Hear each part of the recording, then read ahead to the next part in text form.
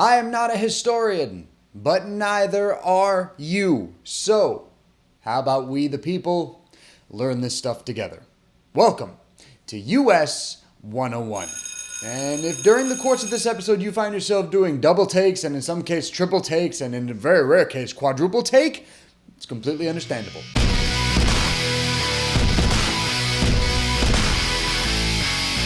Last week, guys, Trump introduced legislation that he's hoping to pass that deals with his favorite group of people, immigrants. No, it's not a travel ban. We all know how that worked out last time. This is actually called the RAISE Act, which stands for Raising America's Immigration for a Strong Economy Act. And this act will essentially limit the number of immigrants that can come to the United States. This act is a few things. First off, it'll limit the number of refugees that are allowed to come into the country, and it'll get rid of the Diversity Visa Program, which is a program that allows 50,000 immigrants to come to the United States every single year. But the main selling point of the RAISE Act is a points-based system that Trump wants to implement to make sure that we get the best immigrants from around the world to come to the United States. So basically, if you check off a certain number of things on this points list, you'll have a much easier time getting in. Like if you can speak English, if you've gotten high-paying job offers, you are the immigrant that Trump wants to come into the country. And naturally, the RAISE Act sparked debate on both sides of the aisle. Those that are for the bill say that the RAISE Act is a good thing because we'll only be bringing in the best and brightest immigrants from around the world,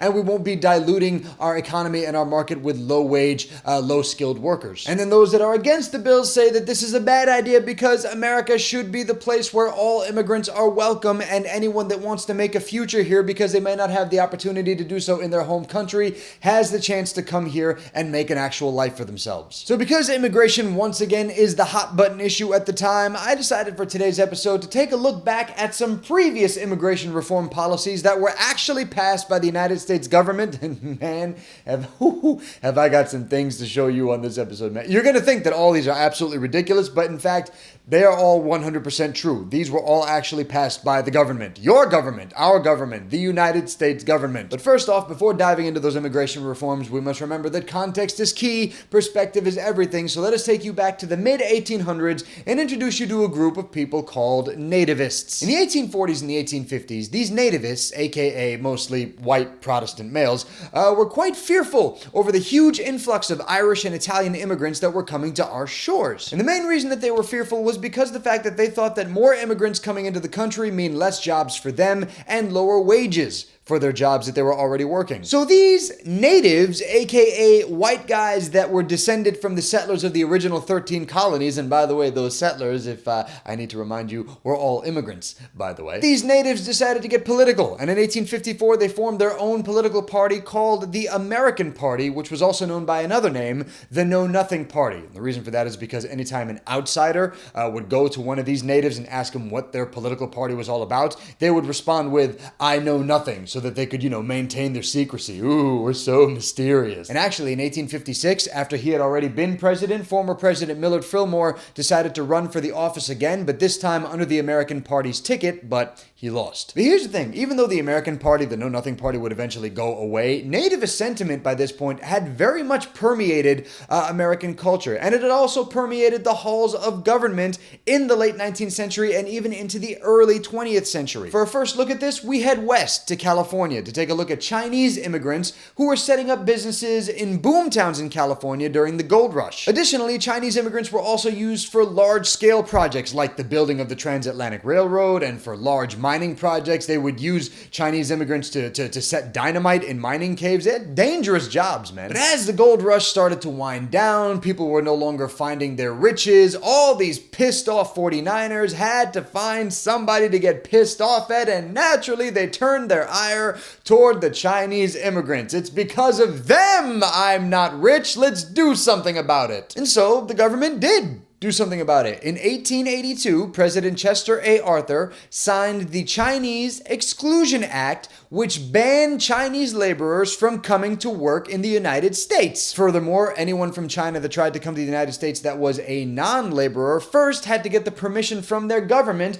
before they could come here. And then when they did come here, all Chinese immigrants were never given the opportunity to become United States citizens. They remained permanent aliens. In essence, this act was the very first one to just straight up ban a certain kind of people from coming to our shores. But have no fear, the act would be eventually repealed. In 1943. Yes, the Magnuson Act in 1943 repealed the Chinese Exclusion Act only because China was the United States ally in World War II while we were fighting the Japanese. I also want to briefly hit on the Immigration Act of 1917, which was originally vetoed by President Woodrow Wilson, but then Congress overrode his veto because they really wanted this to pass. And this act... And this act expressly forbade certain categories of people from coming to our shores, man. And some of the categories included people like alcoholics, prostitutes, political radicals. But then there are other categories of people. It just makes me laugh every time I read it. On the books, the Immigration Act of 1917 expressly forbade, imbeciles, feeble-minded persons, and idiots from coming to our shores. And in a way, I kind of wish this was still on the books because there are quite a few people that I would like to just not have in the United States because they fall under idiot and imbecile. On top of those categories, though, the Immigration Act of 1917 also instituted a literacy test for immigrants, which meant that if you were above the age of 16 and you could not read, you cannot come in. Now let's jump to 1921 for the Emergency Immigration Act, aka the Emergency Quota Act, which was signed by President Warren G. Harding. And the main reason of the Emergency Immigration Act was to severely limit the number of immigrants that could come into the United States. Wow, that sounds really familiar, doesn't it? The act stated that the number of immigrants annually admitted to the country was restricted to 3% of the population who had come from that country and resided in the United States in 1910. But by 1924, the government thought to themselves, you know what? That Emergency Quota Act, it's good, but I really think that it could be stronger. We could limit a lot less people from coming to the United States. Why don't we do that? So they did.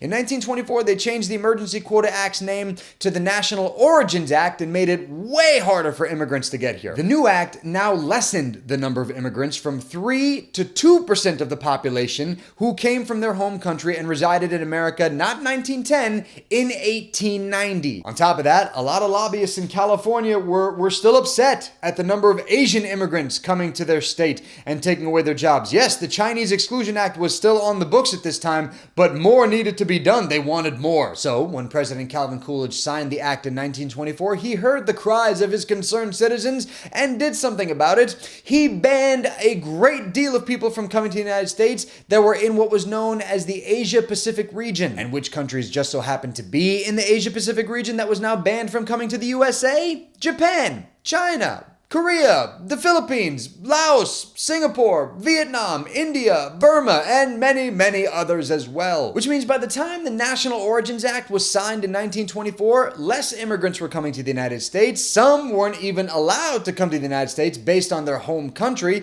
all because a bunch of scared white people were worried that they were going to dilute our way of life. They were going to take away our jobs. They were going to infringe their cultures upon us and take away our wholesome American values. And the National Origins Act actually stayed on the books for a while, man. It was finally repealed in 1965 when the Hart-Celler Act removed any sort of quota system and removed any ban on immigrants based on race, origin, or ancestry. But on that note, guys, that is it for this episode of US 101. Thank you guys so much for hanging out with me today. Really do appreciate it. And hopefully you learned something today, man. I sure did. All this research I did, I was just like, what? It's crazy stuff, man. But thank you guys so much for watching, and thank you guys for liking the video, subscribing to the channel, leaving comments. Guys, I would love to hear your comments on everything that you've heard about in this episode. I'd love to engage with you in a bit of debate and a little bit of discussion and dialogue. This is my favorite part of running this channel, talking to you guys, man. As always, you can follow US 101 on Facebook, on Instagram, on Twitter. All those links down below in the description box. Go ahead, click on them. Follow us on all the social media stuff, and